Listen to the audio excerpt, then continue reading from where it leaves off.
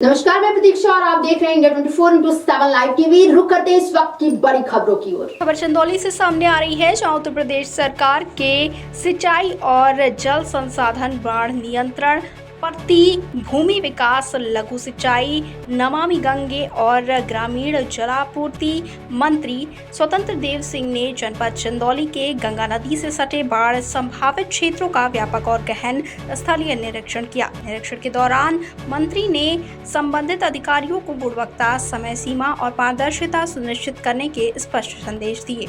वहीं उन्होंने दो टूक चेतावनी दी कि यदि कार्यों में समय पर सुधार नहीं हुआ तो संबंधित अधिकारियों के खिलाफ कठोर अनुशासनात्मक कार्यवाही की जाएगी। वहीं निरीक्षण के दौरान ग्राम कुंडा कला में सुरक्षात्मक कार्यों की धीमी प्रगति और घटिया गुणवत्ता को देखकर मंत्री जी ने गंभीर नाराजगी व्यक्त की। उन्होंने पत्थरों के बीच गैप पाए जाने और निर्माण में लापरवाही के चलते संबंधित विभाग के अधिकारियों को चेताते हुए कहा कि ये सिर्फ निर्माण कार्य नहीं बल्कि लाखों लोगों की जान माल की सुरक्षा से जुड़ा विषय है। किसी भी स्तर पर लापरवाही बर्दाश्त नहीं की जाएगी।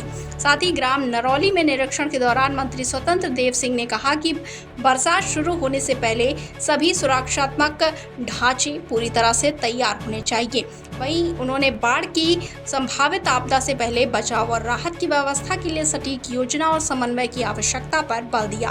उन्होंने ये भी निर्देशित किया कि गंगा नदी में गंदे नाले और घरेलू मलजल किसी भी कीमत पर प्रभावित न होने पाए। इसके लिए नालों का पुनर्निर्माण, जैविक उपचार और मलजल प्रबंधन की प्रवाही व्यवस्था सुनिश्चित की जाए। साथ ही तालाबों से अतिक्रमण हटाने का भी सख्त निर्देश दिया है। मंत्री बलदेव ने तालाबों पर अवैध कब्जों को लेकर कहा कि ऐसे सभी आक्रामक तालाबों की प्राथमिकता के आधार पर पहचान कर उन्हें कब्जा मुक्त कराया जाए। उन्होंने स्पष्ट किया कि तालाब केवल सिंचाई और जल संचयन का साधन नहीं बल्कि स्थानीय पारिस्थितिकी का अभिन्न हिस्सा है।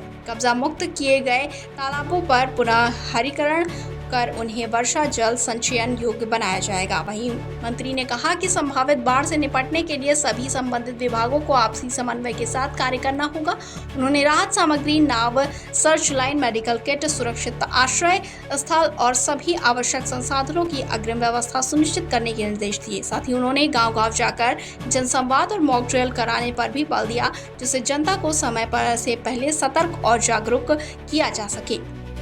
इस महत्वपूर्ण निरीक्षण अभियान में विधायक रमेश जायसवाल, विधायक सुशील सिंह, जिलाध्यक्ष काशीनाथ सिंह, सूर्यमुनि तिवारी सहित अनेक जनप्रतिनिधिगण और संबंधित विभागों के वरिष्ठ अधिकारी उपस्थित रहे।